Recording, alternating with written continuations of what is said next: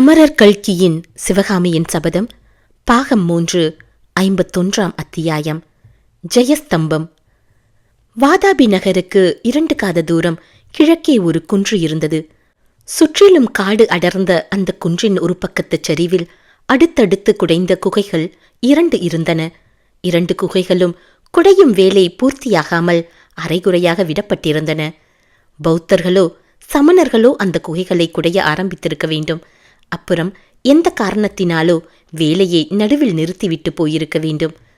குகைகளில் ஒன்றுக்குள்ளே இருந்து சலசலவென்ற சப்தத்துடன் ஒரு சிற்றருவி வெளியே வந்து கொண்டிருந்தது.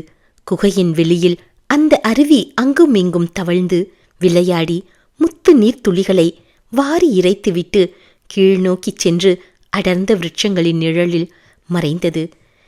இவ்வளவு அழகான இயற்கை காட்சியின் ரம்யத்தை கெடுத்து அருவருப்பை உண்டு பண்ணக்கூடிய பொருட்கள் சில அருவியின் இருபுறத்து பாறைகளிலும் விருட்சங்களின் அடியிலும் காணப்பட்டன.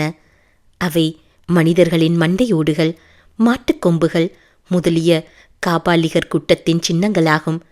பாறைகள் சிலவற்றில் இரத்தக்கரை படிந்திருந்ததிலிருந்து அந்த பாறைகள் சமீபத்தில் பலிபீடங்களாக உபயோகப்பட்டிருக்கின்றன என்பது தெரிய வந்தது.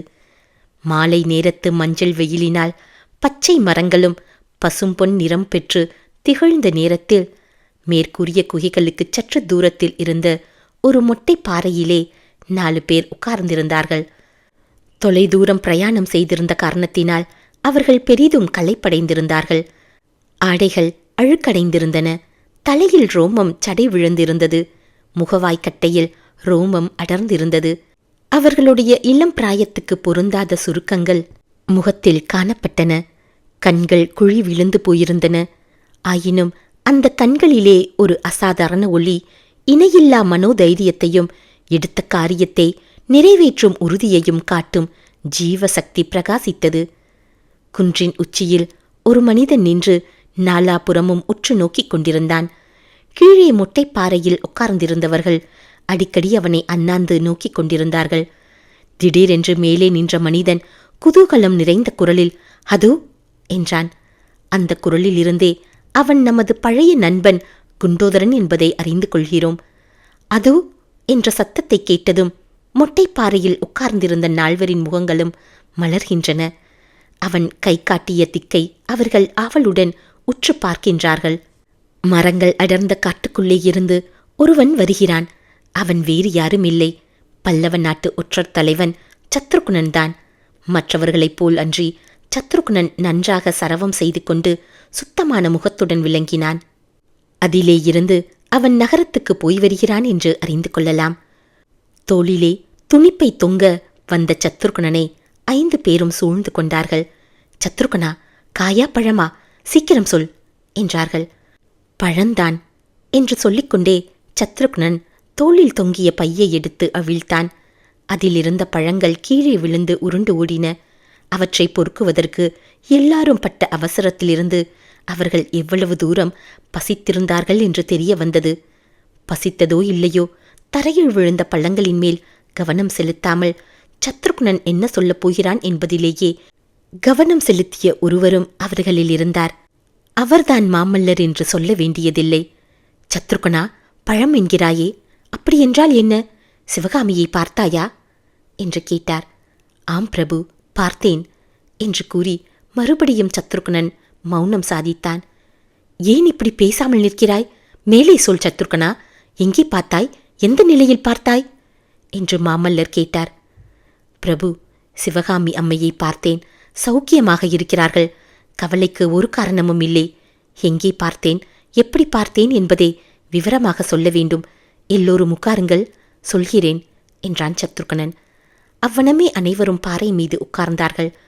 சத்ருகுணன் சொல்லத் தொடங்கினான். நேற்று மாலை வளையல் வியாபாரியின் வேஷத்தில் வாதாபி நகருக்குள் பிரவேசித்தேன். கோட்டை வாசலுக்குள் பிரவேசிப்பதில் எந்தவித கஷ்டமும் இருக்கவில்லை. ஜனங்கள் தாராளமாய் நகருக்குள் வந்து கொண்டும் போய்கொண்டும் இருக்கிறார்கள். எந்த எதிரியின் படையெடுப்பையாவது எதிர்பார்த்தால் அல்லவா கோட்டையில் கட்டுக்காவல் வைக்கப் போகிறார்கள். வாதாபியின் வீரப்படைகள் 8 திசையும் சென்று திக்விஜயம் செய்து கொண்டிருக்கும்போது அச்சமயம் சேனாதிபதி பரஞ்சோதி குறுக்கிட்டு, என்ன உளறுகிறாய் சத்ருகனா? திக்விஜயமாவது மண்ணாங்கட்டியாவது. தென்னாட்டுக்குச் சென்ற வாதாபி படைகள் தோற்று திரும்பி ஓடி வந்திருக்கின்றன. வேங்கிக்கு போன சலுக்க சைனியத்தின் பாடும் ஆபத்துத்தான் என்று தெரிகிறது. அப்படியிருக்க வாதாபி படைகளின் திக்விஜயமாவது என்றார். சத்ருக்னன் பணிவுடன் கூறினான். சேனாதிபதி, வாதாபி படைகளின் திக்விஜயம் என்று நான் கூறியது என்னுடைய சொந்த மொழியல்ல. வாதாபி நகரத்தின் பிரதான 4 வீதி சந்திப்பிலே ஒரு நெடுந்துயர்ந்த ஜெயஸ்தம்பம் நட்டிருப்பதை பார்த்தேன். அந்த ஜெயஸ்தம்பத்திலே பிராகிருத மொழியில் எழுதியிருக்கும் மொழிகளையும் படித்தேன். கிட்டத்தட்ட அதில் எழுதியிருப்பதை ஞாபகம் உள்ள வரையில் அப்படியே சொல்லி பார்க்கிறேன். மகாராஜாதிராஜ ராஜ மார்த்தாண்ட ரணதுங்க சூர சலுக்க குலத்திலக சப்தலோக தேவேந்திர புலிகேசி சக்கரவர்த்தி தென் திசையை நோக்கி விஜயம் செய்ய புறப்பட்டுச் சென்று மகேந்திர பல்லவனை வடபெண்ணை கரையில் முறியடிக்க மகேந்திரன் போரில் புறமுதுகுட்டோடி காஞ்சிக்கோட்டைக்குள் பதுங்கிக் கொள்ள புலிகேசி சக்கரவர்த்தி மேலும் தெற்கு நோக்கி திக்விஜயம் கிளம்பி காவேரி நதிக்கு யானை பாலம் அமைத்து கடந்து அங்கே சக்கரவர்த்தியிடம் அடைக்கலம் புகுவதற்கு காத்திருந்த சேர சோழ களப்பாள பாண்டிய மன்னர்களின் சிரங்களில் தம் திருப்பாத கமலங்களை வைத்து அருள் புரிந்து திரும்பும் காலையில் காஞ்சிக்கோட்டையை பலம் கொண்டு தாக்க மகேந்திர பல்லவன் சரணாகதி அடைந்து காப்பாற்ற வேண்டும் என்று காலில் விழுந்து கெஞ்ச அவ்விதமே மகேந்திரனுக்கு அருள் புரிந்து அவனுடைய உபச்சாரங்களையும் காணிக்கை பொருட்களையும் ஏற்றுக்கொண்டு தென்னாட்டின் திக்விஜயத்தை பூர்த்தி செய்து ஜெயப்பேரிகை முழங்கி வெற்றி சங்கு ஊதி வாதாபி நகரத்துக்கு திரும்பி வந்தது. சாலிவாகன சகாப்தம் 4வது ஆண்டு திங்கள் தேதி. கடல் சூழ்ந்த நில உலகம் உள்ளவரையில் இந்த வாதாபி நகரமும் இந்த திக்விஜய ஜெயஸ்தம்பமும் சலுக்க சக்கரவர்த்தி குலமும் என்றென்றைக்கும் நின்று நீடித்து பெருகி தழைத்து விளங்குவதாக. இவ்விதம் சத்ருக்னன் கூறி வந்ததை கேட்டுக்கொண்டிருந்தவர்கள், என்ன பொய், என்ன கர்வம், அந்த ஸ்தம்பத்தை இடித்து தள்ளாமல் விடுவதில்லை என்றெல்லாம் கூறினார்கள். சிறிது அவர்கள் இடம் கொடுத்ததும் சத்ருக்னன் மேலும் கூறினான். பிரபு, அந்த ஜெயஸ்தம்பத்தில் இவ்விதம் நான் படித்ததும் என்னை நான் மறந்துவிட்டேன். ஸ்தம்பத்தை நோக்கி ஒரு உதைவிடலாம் என்று எண்ணி காலையும் தூக்கிவிட்டேன். கடவுள் அருளால் நல்ல நேரத்தில் எதற்காக வாதாபி நகருக்கு வந்தோம் என்பது ஞாபகம் வந்தது. ஏதோ கால் தடுக்கி விழுந்தவனைப் போல் தொப்பென்று கீழே விழுந்து சமாளித்துக் கொண்டேன். வீதியில் ஜனக்கூட்டம் ஹோ ஹோ என்று இருந்தது. யாராவது பார்த்திருந்தால் விபரீதமாய் போயிருக்கும் என்று கூறி நிறுத்தினான். சத்ருக்கனா, வாதாபிக்கு வந்த காரியம் உனக்கு நினைவில் இருந்தது பற்றி சந்தோஷம். ஆனால் அதை பற்றி இன்னமும் நீ சொல்லவில்லை என்று மாமல்லர் கோபம் தொனிக்க கூறினார். பிரபு, மன்னிக்க வேண்டும். சலுக்கர்களின் பொய் சொல்லும் திறமைக்கு சிறந்த ஞாபக சின்னமாக அந்த ஜெயஸ்தம்பத்தை விட்டு மேலே கிளம்பிச் சென்றேன். வாதாபி நகரின் மிதமிஞ்சிய ஐஸ்வர்ய போகத்துக்கும் வாதாபி மக்களின் பாடாடோப வாழ்க்கைக்கும் பல அறிகுறிகளை பார்த்து கொண்டே போனேன். இந்த பெரிய நகரத்தில் கிழக்கு மேற்கிலும் தெற்கு வடக்கிலும் குறைந்தது காத தூரம் உள்ள இந்த பிரம்மாண்டமான பட்டணத்தில் சிவகாமி அம்மையை எப்படி தேடுவது, யாரை விசாரிப்பது என்று சிந்தனை செய்து கொண்டே போனேன். கும்பிடப் போன தெய்வம் குறுக்கி வந்தது போல் அடுத்தாற்போல் வந்த நார்ச்சந்தி வீதி முனையில் அம்மையை சந்தித்தேன். என்ன, நார்ச்சந்தி முனையிலா என்று பல குரல்கள் ஏக காலத்தில் எழுந்தன. ஆம், நார்ச்சந்தி முனையிலேதான் பார்த்தேன். அம்மை அங்கே செய்து கொண்டிருந்த காரியத்தை கேட்டால் நீங்கள் பெரும் ஆச்சரியப்படுவீர்கள். எனக்கும் பார்த்தவுடனே ஆச்சரியமாயிருந்தது, வேதனையாக கூட இருந்தது. ஆனால் விசாரித்த விஷயம் தெரிந்து கொண்டதும் அளவில்லாத பெருமை அடைந்தேன். பிரபு, தமிழகத்து பெண் குலத்தின் பெருமையை சிவகாமி அம்மை நிலைநாட்டிவிட்டார். 100 காத தூரத்துக்கு அப்பால் எதிரிகளின் கோட்டையில் அனாதையாகவும் தன்னந்தனியாகவும் இருக்கும் நிலைமையில் அம்மையார் தமிழகத்து பெண் குலத்தின் தயால குணத்தை நிலைநாட்டியிருக்கிறார். சத்ருகனா, ஏன் இப்படி வளைத்து வளைத்து பேசிக் கொண்டிருக்கிறாய்? சிவகாமி என்ன காரியம் செய்து கொண்டிருப்பதை பார்த்தாய் என்று மாமல்லர் கடுமையான குரலில் கேட்டார். பிரபு, சொல்லிவிடுகிறேன். வாதாபி நகரின் நார்ச்சந்தியில் சிவகாமி அம்மை நடனமாடிக்கொண்டிருந்தார். ஆஹா, இது என்ன அவமானம், அவமானம்! இதைத்தானா தமிழகத்துக்கு பெருமை என்று சொன்னாய் சத்ருகனா என்று தலைக்கு தலை கூவினார்கள். மன்னிக்க வேண்டும், கொஞ்சம் பொறுத்து கொண்டு மீதியையும் கேளுங்கள். சிவகாமி அம்மை ஒரு பெரும் கும்பலுக்கு மத்தியில் நின்று ஆடுவதை பார்த்ததும் எனக்கும் சொல்ல முடியாத அவமானம் உண்டாயிற்று. கோபமும் ஆத்திரமும் பொங்கிக் கொண்டு வந்தன. கூட்டத்தில் நின்ற வாதாபி மக்கள் கொச்சையான பாஷையில் பேசிக்கொண்ட அருவருப்பான வார்த்தைகளை கேட்டதும் என் காதுகள் கொப்பளித்தன. ஓடிப்பாய்ந்து அம்மையின் முன் சென்று, நிறுத்துங்கள் இந்த அவமானத்தை என்று கூவ வேண்டும் என்பதாக ஆத்திரம் உண்டாயிற்று. நல்ல வேளையாக அந்த சமயத்தில் நடனமாடிய அம்மைக்கு பின்னால் நின்றவர்கள் மீது என் பார்வை விழுந்தது. ஆகா, அதை எப்படி சொல்வேன்? தமிழகத்தைச் சேர்ந்த ஸ்திரீ புருஷர்கள் பலரை அங்கே கையை பின்னால் சேர்த்து கட்டி நிறுத்தியிருந்தார்கள். அவர்களுக்கிடையே கையில் சாட்டை பிடித்து யமகிங்ககர்கள் போன்ற மனிதர்கள் சிலர் நின்று கொண்டிருந்தார்கள். அந்த காட்சியைக் கண்டதும் பிரமித்து நின்றுவிட்டேன். பிரம்மை நீங்கிய பிறகு கூட்டத்தில் இருந்தவர்களின் பேச்சுக்களை உற்று கேட்டும் சந்தேகம் தோன்றாதபடி விசாரித்தும் மேற்படி அதிசய காட்சியின் காரணத்தை நன்கறிந்து கொண்டேன். பிறகு சத்ருக்னன் சிவகாமி அம்மை நாற்சந்தியில் நடனமாட நேர்ந்தது ஏன் என்னும் காரணத்தை தான் தெரிந்து கொண்டபடி அவர்களுக்கு கூறினான்.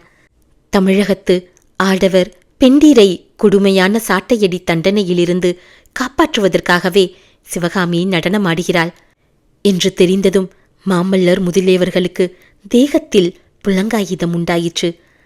பிறகு மேலே நடந்தவற்றை பற்றியும் ஆவலுடன் கேட்டார்கள். இனிய கானத்தை கேட்ட நாகசர்ப்பத்தைப் போல் நான் சிவகாமி அம்மையின் நடனத்தை பார்த்து கொண்டு பிரமித்து நின்றேன். அம்மை நடனத்தை முடித்து சற்று ஆசுவாசப்படுத்திக் கொண்டு திரும்பினார். திரும்பியதும் சில கண நேரம் அவருடைய கண்களில் சொல்ல முடியாத வியப்பும் திகைப்பும் காணப்பட்டன. அவர் பார்த்த திசையை நானும் நோக்கினேன். அங்கே யார் நின்றது என்று நினைக்கிறீர்கள்? யார் யார் புலிகேசியா என்று கேள்விகள் எழுந்தன. இல்லை, நம் சிநேகிதர் நாகநந்திதான் என்றான் சத்ருக்னன். 51ஆம் அத்தியாயம் நிறைவு பெற்றது. 52ஆம் அத்தியாயம் வளையற்காரன். நாகநந்தி என்ற பெயரை கேட்டவுடனே அங்கிருந்தவர்கள் அனைவருக்கும் தூக்கி வாரி போட்டது. மாமல்லர், ஆஹா, புத்த பிக்ஷுவா? அப்படியானால் குண்டோதரன் கூறிய செய்தி பொய்யா என்று சொல்லிய வண்ணம் குண்டோதரனை நோக்கினார். இல்லை பிரபு, குண்டோதரன் கூறிய செய்தி உண்மைதான். வாதாபிக்கு வரும் வழியில் பிக்ஷு வேங்கி நகரத்துக்குத்தான் போனார். துரதிருஷ்டவசமாக நேற்று திரும்பி வந்துவிட்டார். அவருடைய வரவினால் நம்முடைய காரியம் ஒன்றுக்கு 10 மடங்கு கடினமாகிவிட்டது. இன்னும் 2 நாளைக்கு முன்னால் மட்டும் நாம் வந்திருந்தால் என்றான் சத்ருகனன். பிக்ஷு நேற்றுத்தான் திரும்பி வந்தாரா? உனக்கு எப்படி தெரியும் சத்ருகனா என்று சேனாதிபதி பரஞ்சோதி வினவினார். நகரமெல்லாம் அதை பற்றித்தான் பேச்சு தளபதி. ஜனங்கள் பேசிக் கொண்டதிலிருந்துதான் தெரிந்து கொண்டேன். புலிகேசியின் சகோதரன் விஷ்ணுவர்த்தனன் சென்ற வருஷம் வேங்கி மன்னனாக முடிசூட்டி கொண்டான் அல்லவா? எந்த வேளையில் மகுடாபிஷேகம் செய்து கொண்டானோ தெரியவில்லை. சில நாளைக்கு முன்பு அவன் மாண்டு போனான். அவனுடைய மனைவியையும் 6 மாதத்து கைக்குழந்தையையும் அழைத்து கொண்டு நாகநந்தி நேற்று திரும்பி வந்தாராம் என்று சத்ருகுணன் கூறினான். சலுக்க சாம்ராஜ்யத்தின் அஸ்தமனம் நெருங்கிவிட்டது என்று பல்லவேந்திரர் கூறியது வீண் போகவில்லை. விஷ்ணுவர்த்தனன் எப்படி இறந்தானாம் என்று பரஞ்சோதி கேட்டார். விஷ்ணுவர்த்தனன் வேங்கி படைகளை முழுவதும் நாசம் செய்ய முடியவில்லை. நம்முடைய சக்கரவர்த்தி சொல்லி அனுப்பியிருந்தபடி வேங்கி படைகள் பின்வாங்கிச் சென்று கிருஷ்ணை கோதாவரி நதிக்கரை காடுகளில் ஒளிந்து கொண்டிருந்தன. விஷ்ணுவர்த்தனன் முடிசூட்டி கொண்ட பிறகு நாடெங்கும் கலகங்கள் மூண்டன. ஒளிந்திருந்த படை வீரர்கள் ஆங்காங்கே திடீர் திடீர் என்று கிளம்பி தாக்கினார்கள். கலகத்தை தானே அடக்கப் போவதாக விருது கூறிக்கொண்டு விஷ்ணுவர்தனன் கிளம்பினான். ஒரு சண்டையில் படுகாயமடைந்து விழுந்தான். நாடெங்கும் கலகங்கள் அதிகமாயின. இந்த சமயத்தில்தான் நாகநந்தியும் அங்கே போய் சேர்ந்தார். விஷ்ணுவின் மனைவியையும் குழந்தையையும் கொண்டு வந்து சேர்த்தார். விஷ்ணுவர்தனன் மனைவி துர்விநீதனுடைய மகள் என்பது தங்களுக்கு தெரியும் அல்லவா பிரபு? அதை பற்றியெல்லாம் இப்போது என்ன கவலை சத்ருகனா? நாம் வந்த காரியத்தை பற்றி சொல்லாமல் ஊர்க்கதையெல்லாம் சொல்லிக் கொண்டிருக்கிறாயே, மேலே நடந்ததை சொல்லு என்றார் மாமல்லர். நாகநந்தி பிக்ஷுவை பார்த்து வியப்பும் திகைப்பும் அடைந்த சிவகாமி அம்மை சீக்கிரத்தில் சமாளித்துக் கொண்டு பல்லக்கில் போய் ஏறினார். பல்லக்கை சற்று தூரம் நான் தொடர்ந்து சென்றேன். ஆரவாரமின்றி அமைதி குடிக்கொண்டிருந்த ஒரு வீதிக்குள் பல்லக்கு சென்று அழகான மாளிகை ஒன்றின் வாசலில் நின்றது. சிவகாமி அம்மை பல்லக்கிலிருந்து இறங்கி அந்த மாளிகைக்குள்ளே போனார். வீதி முனையிலேயே நான் கொஞ்ச நேரம் நின்று என்ன செய்யலாம் என்று யோசித்தேன். பிறகு மாளிகை வாசலை நெருங்கினேன். காவலாளிகள் 2 அங்கு இருந்தார்கள். அவர்களை பார்த்து, காஞ்சி நகரத்து நாட்டிய பெண் இருப்பது இந்த வீட்டிலேதானே என்று கேட்டேன். ஆமாம், எதற்காக கேட்கிறாய் என்றார்கள். நான் வளைச்சிட்டி, அழகான வளையல்கள் கொண்டு வந்திருக்கிறேன். அம்மையிடம் காட்ட வேண்டும் என்றேன். இரவு நேரத்தில் இந்த வீட்டுக்குள் யாரும் புகுவதற்கு அனுமதி இல்லை. நாளை பகலில் வா என்றார்கள். சற்று நேரம் அவர்களுடன் வம்பு பேசி பல விஷயங்கள் தெரிந்து கொண்டேன். சிவகாமி அம்மையும் ஒரு தோழியும் சமையற்காரியும் மட்டும் அந்த வீட்டுக்குள் இருப்பதாகவும் வேறு யாரும் இல்லை, வருவதும் இல்லை என்பதும் தெரிந்து கொண்டேன். ஒரே ஒரு தடவை புலிகேசி சக்கரவர்த்தி அங்கு வந்து ராஜசபையில் நடனமாடுபடி கேட்டாராம். அம்மை அதை மறுத்துவிட்டபடியால் இம்மாதிரி வாதாபி வீதிகளில் தினம் நாட்டியமாடும்படி தண்டனை விதித்தாராம். இதை அறிந்ததும் எனக்கு கோபமாய் வந்தது. மனதிற்குள்ளே அந்த கொடுமணம் படைத்த ராஷத்த பதரை திட்டிக்கொண்டு கிளம்பினேன். வீதி முனைக்குச் சென்றதும் ஒரு பக்கத்திலிருந்து தீவர்த்தி பிடித்த காவலர்கள் புடைசூழ ஒரு பல்லக்கு வருவதைக் கண்டேன். ஒரு வீட்டுத் திண்ணையில் தூணின் பின்னால் ஒளிந்து கொண்டு பல்லக்கில் வருவது யார் என்று கவனித்தேன். நான் எதிர்பார்த்தது போலவே நாகநந்தி பிக்ஷுத்தான் பல்லக்கில் இருந்தார். அப்போது நரநரவென்று மாமல்லர் பல்லை கடிக்கும் சத்தம் கேட்டது. சேனாதிபதி பரஞ்சோதி குறுக்கிட்டு, சத்ருகுணா, ஏன் கதையை வளர்த்தி கொண்டே போகிறாய்? அம்மையை சந்தித்து பேசினாயா? ஏதாவது செய்தி உண்டா? அதை சொல்லு என்றார். பரஞ்சோதியை சிறிது கோபமாக மாமல்லர் பார்த்துவிட்டு, சத்ருகனா, எதையும் விட வேண்டாம். நாகநந்தி எங்கே போனார்? சிவகாமியின் வீட்டுக்குள்ளேயா என்று வினவினார். ஆம் பிரபு, அம்மையின் மாளிகைக்குள் தான் போனார். ஒரு நாழிகை நேரம் வீட்டுக்குள்ளே இருந்துவிட்டு வெளியேறினார். அந்த ஒரு நாழிகை நேரமும் நானும் அந்த வீதியிலேயே சுற்றி வந்து கொண்டிருந்தேன். ஒரு தடவை வீட்டு வாசலுக்கு அருகில் சென்று காவலரில் ஒருவனிடம், சமீபத்தில் சத்திரம் சாவடி எங்கேயாவது இருக்கிறதா என்று விசாரித்தேன். அப்போது உள்ளே சிவகாமி அம்மை புத்த பிக்ஷுவின் தலையில் நெருப்புத் தணலை கொட்டிக் கொண்டிருந்தார். அவ்வளவு கோபமாக அவர் பேசியது என் காதில் விழுந்தது. அதில் எனக்கு பரம திருப்தி ஏற்பட்டது. இங்கே எல்லோருக்கும் அப்படித்தான் என்றான் குண்டோதரன். அதே வீதியில் இருந்த ஒரு சத்திரத்தில் படுத்து இரவு நிம்மதியாக தூங்கினேன். இன்று பொழுது விடிந்து சற்று நேரமானதும் அம்மையின் மாளிகைக்கு போனேன். என்னை பார்த்ததும் சிவகாமி அம்மைக்கு ஒரே வியப்பாய் போய்விட்டது. பக்கத்தில் இருந்த தோழியை ஏதோ காரியமாக உள்ளே போக சொல்லிவிட்டு, சத்ருகனா, இது என்ன?